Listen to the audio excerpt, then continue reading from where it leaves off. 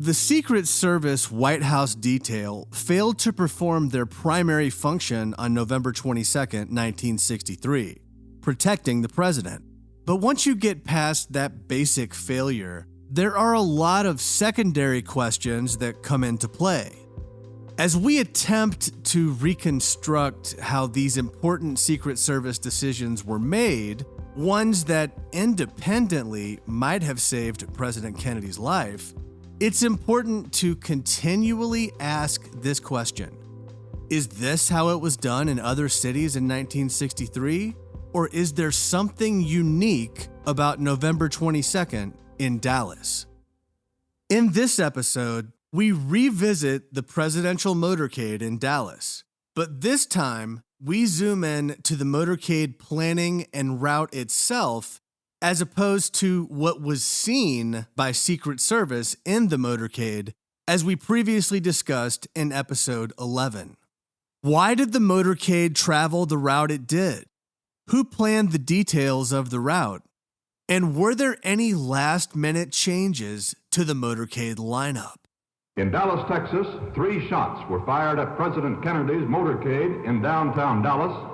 The first reports say that President Kennedy has been seriously wounded by this shooting. The flash, apparently official, President Kennedy died at 1 p.m. Central Standard Time.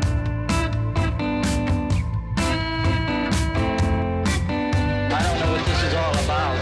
Dallas police this morning resumed questioning the man they have formally charged with the assassination of President Kennedy. I'm just a patsy. The man is Lee Oswald. Was Oswald acting alone, or was he a member of a conspiracy? The commission answers he acted alone. I'm working on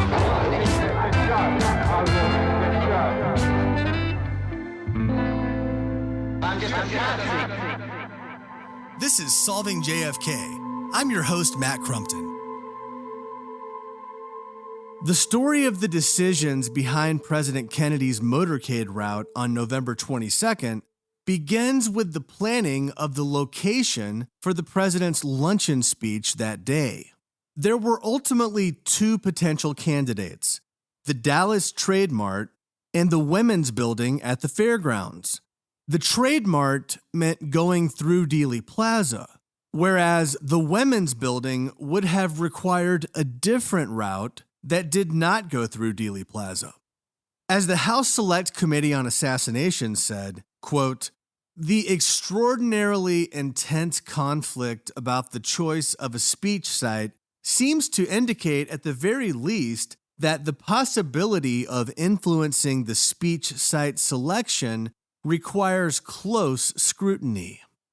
It's also notable that there were no similar controversies about any other event locations in the other 4 stops on the Texas trip. It only happened in Dallas. Here's the backstory.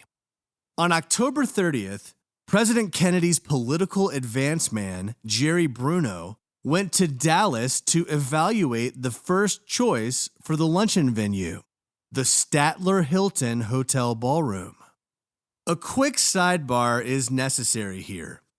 According to Statler Hilton employee Laura Layfield, a man who she said looked like Lee Harvey Oswald but had a deeper voice, applied for a job at the Statler Hilton Hotel on October 31st. Layfield told the FBI that around lunchtime that day, this man came in and said his name was Oswald. She remembered him because he wrote that he spoke Russian on the application. When Layfield asked this man where he learned to speak Russian, he said it was none of her business. He also mentioned that he had a Russian wife. Oswald worked at the School Book Depository building at this time, which was about 14 blocks away from the Statler Hilton. So it's theoretically possible that Oswald himself walked there on his lunch break. If not, we have one more Oswald impersonation to add to the list. Either way, what are the chances that Oswald would just happen to apply for a job at the first choice for the presidential speech luncheon venue? That's quite a coincidence. Back to planning the president's luncheon. When Jerry Bruno was told that the Statler Hilton was already booked for a Pepsi bottlers convention, the Dallas Trade Mart was suggested instead by Eric Johnson, one of the owners of Texas Instruments, and by Robert Cullum, the founder of Tom Thumb Food Stores. Johnson and Cullum were in a position to make recommendations because they were in charge of the Dallas Chamber of Commerce and the Dallas Citizens Council, respectively. When White House advance man Bruno visited the Trade Mart, he had safety concerns about it because of the catwalks that would be above the president. He was especially worried about the president's safety in Dallas in light of the Adlai Stevenson incident. With the safety concerns about the Trade Mart, Bruno looked for other locations. But when he found out that Governor Connolly was unhappy with the decision to not use the Trade Mart, Bruno decided to reconsider it out of deference to the governor. The location of the luncheon was not confirmed when Bruno returned to Washington from Dallas. On November 4th, the Secret Service got involved in the Dallas advance work for the first time. On that day, the top man at the Secret Service responsible for the White House security detail, Gerald Bain, contacted Agent Forrest Sorrells, the agent in charge of the Dallas Secret Service office. Bain told Sorrells that there were two options for the luncheon site: the Trade Mart, which would require extra manpower to secure due to the catwalks and numerous entrances and exits, and the Women's Building at the fairgrounds. On the same day, November 4th, local agent Sorrells went to visit these two potential locations.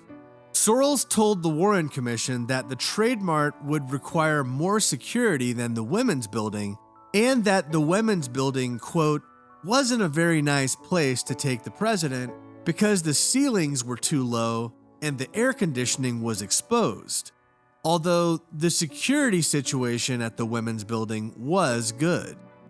On the other hand, in Sorrells' November 30th, 1963 report, he said that Agent Gerald Bain, again the head of the White House security detail, told him that, quote, the Trade Mart had been suggested for the luncheon place, but that it was apparently not as good as the Women's Building. This written statement from Bain, which Sorrells did not mention to the commission, somewhat undercuts Sorrells' testimony about the Women's Building not being a nice place. In that same report, Sorrells said that after he visited the Trade Mart and the Women's Building on November 4th, he, quote, returned to the office and telephoned Special Agent in Charge Bain and informed him that the Trade Mart did pose security problems, and the Women's Building offered no problems as to security. Indeed, the Trade Mart had 4 internal balconies and 58 doors to protect, according to what Governor Connolly told the Dallas Times-Herald. The same day that Sorrells visited the Trade Mart and the Women's Building, November 4th, Agent Winston Lawson was assigned as the lead advance agent for Dallas. On November 5th, Special Agent in Charge Bain told political advance man Jerry Bruno that Bain preferred the Women's Building as the luncheon site. Bruno had the impression that this decision to use the Women's Building was final when he heard it from Bain. Agent Winston Lawson made his first visit to Dallas as the Secret Service advance lead on November 13th. On that day, Lawson, Dallas agent Sorrells, and Jack Puterbaugh from the Democratic National Committee, among others, visited both the Trade Mart and the Women's Building. As of the next day, November 14th, a final decision still had not been made about the luncheon venue. We know this because Dallas Police Captain M.W. Stevenson put it in his written report of November 30th, 1963. On November 15th, a story ran in the Dallas Times-Herald that said that the Trade Mart had been selected for the luncheon. The article said, quote, "Word of the selection came from Washington to Dallas sponsors of the event." This seems to imply that the decision was made from Washington, but it's possible that the choice was made in Dallas and it was just leaked from Washington. Later on the 15th, the Secret Service scheduled a meeting with the Dallas police at the Trade Mart for November 19th, but there was no visit scheduled to the women's building with the police and the Secret Service together. So it looks like the decision to use the Trade Mart had in fact been made by November 15th, when only the Trade Mart security follow-up meeting was scheduled and the women's building was not. The big question that remains is who exactly made the decision to use the Trade Mart over the women's building? The answer to that question is all over the place, and it depends on who you ask. Some say it was White House aide Kenny O'Donnell. The Chief of Secret Service, James Rowley, told the Warren Commission that O'Donnell chose the Trade Mart site. Rowley added that Jack Puterbaugh told advance agent Winston Lawson about the Trade Mart decision, but Puterbaugh denied ever having that conversation with Lawson.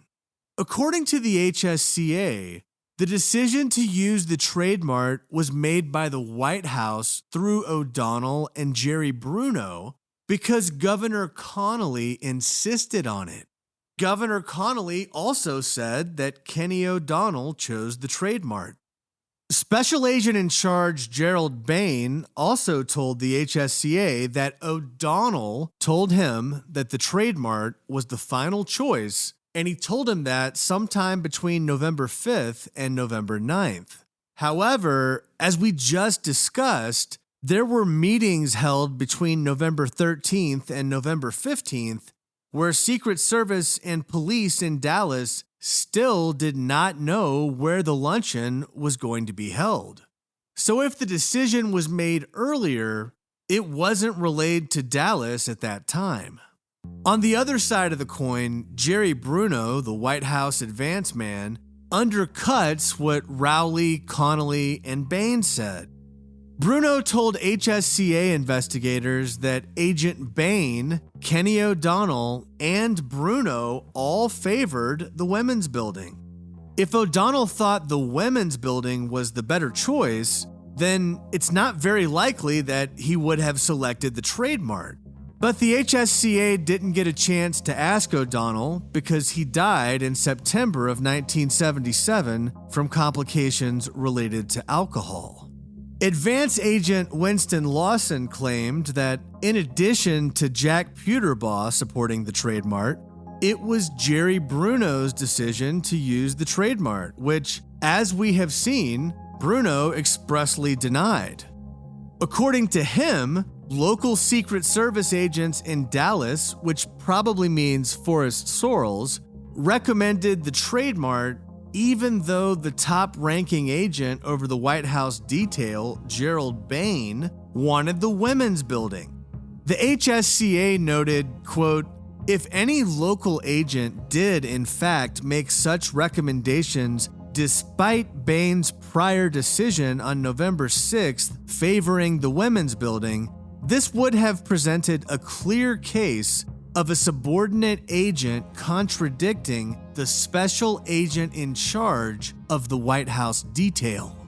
So the witness statements seem to indicate that either Kenny O'Donnell or Jerry Bruno were the ones who made the decision. But remember, neither O'Donnell nor Bruno were part of the Secret Service. They were just political guys. Advance Agent Lawson said that the Trade Mart decision was made by someone in Washington after Lawson reported back to Agent Bain about both sites. Lawson said that he provided the information to either Roy Kellerman or Floyd Boring, who both reported to Bain. Kellerman was not involved in the Dallas advance planning until November 8th and did not receive his assignment to be in Dallas until November 17th. However, Floyd Boring, who was the number 2 man in charge of the advance planning at the Secret Service under Bain, was involved in the Dallas advance planning. Most likely, Agent Lawson spoke to Floyd Boring. So we have disputed testimony about who made the final call for the luncheon site, which at least partially dictated the route of the motorcade. But what do we know about the planning for the motorcade route itself? On November 14th, a week and a day before the assassination, there was a meeting between local Secret Service agent Forrest Sorrells, advance agent Winston Lawson, Dallas Police Chief Jesse Curry, and Assistant Chief Charles Batchelor. At that time, the police were told that neither the motorcade route nor the luncheon destination was final. Yet, the tentative route that was communicated to the police by the Secret Service on November 14th was the exact same route as the one ultimately used on November 22nd, but with one major difference. The last street Agent Lawson mentioned to the police in the November 14th meeting was Main Street. There was no reference to the sharp turn from Main to Houston to Elm. This dogleg left turn required the motorcade to materially slow down, which certainly would have made it an easier target. The turn was at a 120-degree angle, which was against Secret Service protocol. It was this turn that took the president right next to the school book depository building and the grassy knoll, instead of through the center of Dealey Plaza down Main Street. To be clear, the easiest way to get on the Stemmons Freeway to get to the Trade Mart was to go down Elm Street. That's because there was a concrete divider in the road that made it very difficult to get on the freeway from Main Street. Even still, Dallas Police Sergeant Samuel Bella told author Vince Palomara in a letter that the night before the assassination, the planned route was to drive through the center of Dealey Plaza on Main Street and then stop traffic to cross over the barrier. Sergeant Bella said, quote, "My captain, P.W. Lawrence, came by my house in Dallas. It was getting late in the evening on November 21st. He wanted me to go with him to the Triple Underpass and show me the new route for the escort. The new route was Main Street, cross Houston Street at the Triple Underpass, go forward under the railroad, turn right, cross Elm Street to the entrance to the expressway, and stop traffic at that location for the president's escort. As you know, this route was changed from Main Street to Houston Street, right on Houston Street, to Elm Street, then left on Elm to the service road that approaches the freeway. There was never an answer as to why the sudden change." Another very similar route was available that would not have required driving over a concrete divider. The motorcade could have continued down Main Street through the middle of Dealey Plaza and then turned right on Industrial Boulevard, now known as Riverside Drive. This route was even discussed, but it was ultimately ruled against because, according to Assistant Police Chief George Lumpkin, it was, quote, "filled with winos and broken pavement," and because the president wanted exposure to crowds, which would not have been on Industrial Boulevard. But this idea that the surrounding area didn't look nice enough doesn't seem to be a credible reason for not taking Industrial Boulevard. That's because Agent Paul Landis noted that much of the ride from Love Field was, quote, car lots, junk dealers, and auto parts stores. The Warren Commission says that the motorcade route itself was selected by advance agent Lawson. But local agent Sorrells told the commission that Lawson asked him for advice about the best route from Love Field to the Trade Mart. Sorrells said, quote, Lawson and I drove what I thought would be the best route and the most direct route to the Trade Mart, bearing in mind that there would be a parade through the downtown section. So we drove that route, and then later we had the police go with us, and we went over the same route. Agent Lawson did confirm that he and Agent Sorrells drove over the final route with 2 police officers, but he denied to the HSCA that he drove over the route earlier with Agent Sorrells on November 14th. Lawson told the HSCA that he could not identify the person who approved the turn from Maine to Houston to Elm.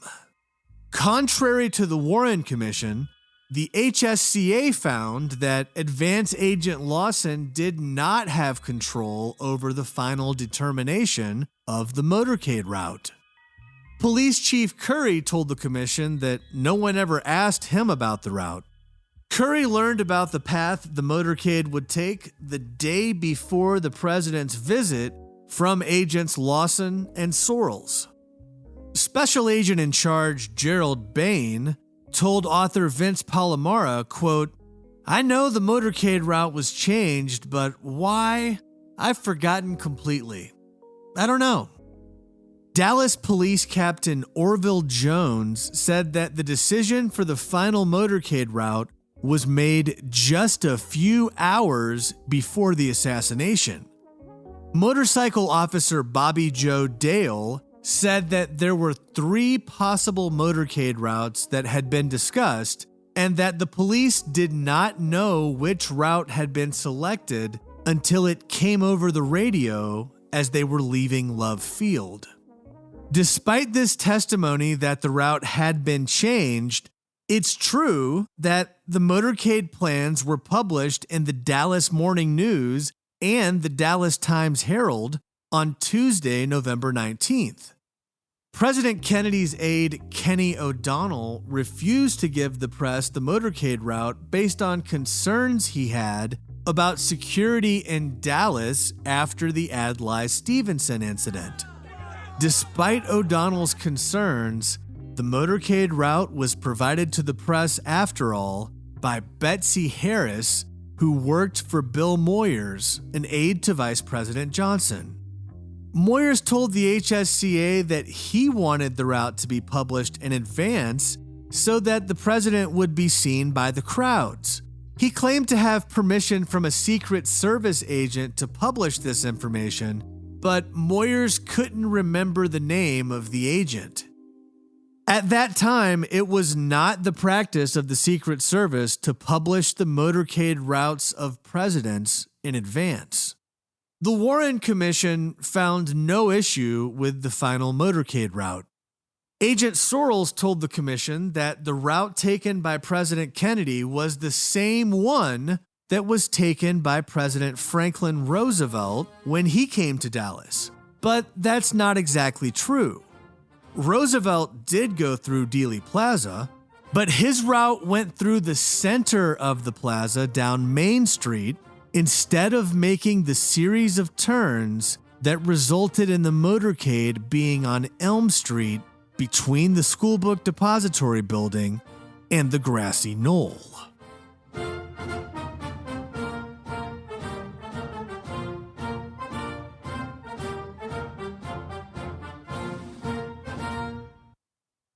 In addition to the confusion about exactly who approved the 120-degree turn from Houston to Elm Street, there were several notable changes in the order of vehicles and passengers in the motorcade as compared to previous ones. First, the vice president did not normally travel in the same motorcade as the president for obvious reasons. The whole purpose of the office is to succeed the president if he died. But in Dallas, Vice President Johnson was present in the motorcade. This was the only time President Kennedy and Vice President Johnson were in the same motorcade. Second, Admiral George Berkeley, President Kennedy's personal physician, typically was a passenger in either the presidential limo or the Secret Service follow-up car. The only motorcades where Berkeley was somewhere else were in Rome and in Dallas. For the Dallas motorcade, Berkeley was placed in a bus at the very end, nowhere near the president. This deviation from the standard protocol in Dallas stands out even more because Berkeley was in the follow-up car in the Fort Worth motorcade just hours earlier. The third anomaly with the motorcade lineup involved General Godfrey McHugh, President Kennedy's loyal military aide. Typically, General McHugh rode between the driver of the presidential limo and the Secret Service agent in charge of the trip. But for the first time ever, in Dallas, he was asked to ride in a car at the back of the motorcade. According to a radio interview with General McHugh in 1978, he was told that the reason for moving him was, quote, to give the president full exposure. They told me it would be helpful politically to the president. Fourth, as noted by the HSCA, there were several changes with the order of the motorcade on November 22nd as compared to the plan on November 19th. Each of the vehicles in the motorcade had a number taped to the outside of the windshield. For example, the presidential limo had number 7, but it was set up in the 5th position in the motorcade. The congressional cars were labeled as numbers 2 and 3, but they were instead put in positions 16 and 18. Mayor Earl Cabell, whose brother was Charles Cabell, the number 2 man at the CIA who was fired by President Kennedy after the Bay of Pigs, was also in the motorcade. Mayor Cabell's car was supposed to be number 1 according to the number on the windshield, but instead it was in 5th place. The 5th unique difference with the Dallas motorcade was that White House photographer Cecil Stoughton typically rode in the Secret Service follow-up car. Stoughton rode in that position in all motorcades from July of 1963 until the day before the assassination. On November 22nd, Stoughton was replaced in the follow-up car by Kennedy aide Dave Powers. And finally, the 6th deviation from the standard motorcade procedure in Dallas was the elimination of the flatbed press truck. As noted by Secret Service agent Clint Hill in his book, it was typical for the lead vehicle in the motorcade to be a press truck, an open flatbed with rails around the outside. Normally, this truck would be filled with about a dozen photographers, especially when large crowds were expected along the route. But in Dallas, the press truck was called off at the last minute, according to reporter Tom Dillard of the Dallas Morning News. Dillard told the Warren Commission, quote, "We lost our position at the airport. I understood we were to have been quite a bit closer.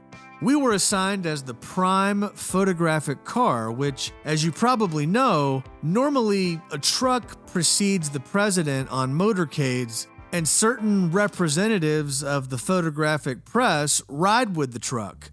In this case, as you know, we didn't have any." White House photographer Stoughton told C-SPAN in 1993 that the press flatbed truck was, quote, canceled at the last minute and the photographers were put in Chevy convertibles, which Stoughton said, quote, totally put us out of the picture.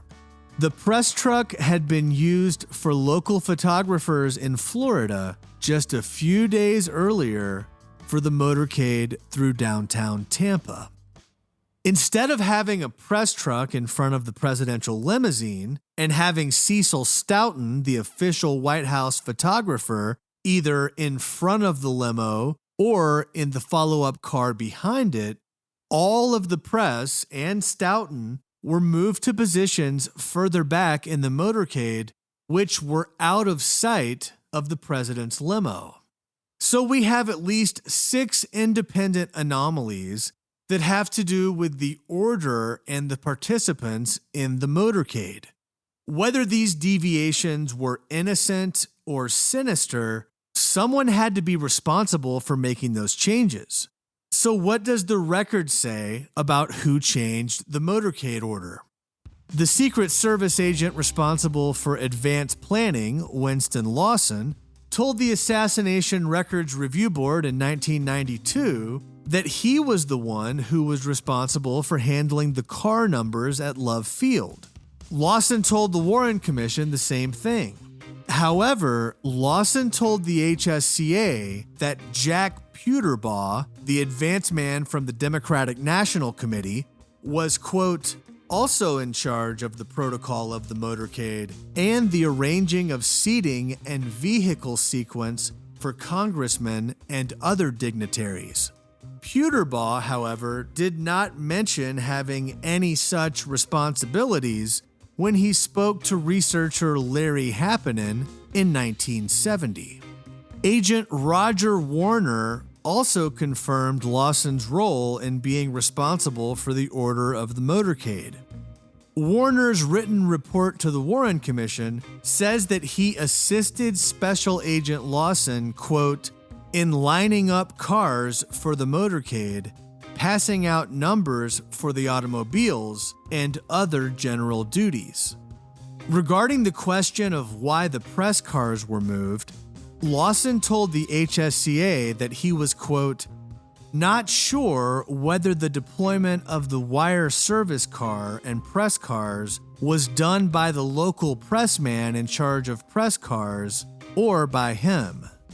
We don't know why Agent Lawson moved these vehicles, but the HSCA did confirm in their interview with him that, quote, the intended sequence of vehicles on November 19th was changed for November 22nd.